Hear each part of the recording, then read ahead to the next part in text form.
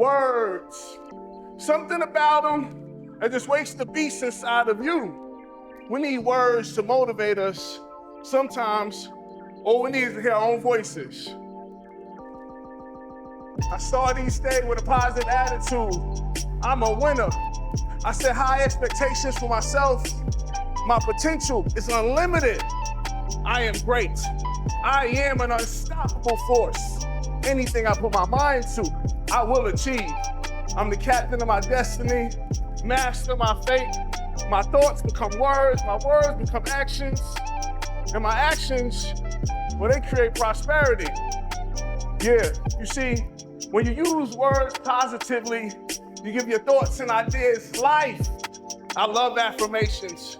I rock with declarations. As they say, a closed mouth don't get fed. Feel that beat? I'm unstoppable. I'm a beast. My daughter,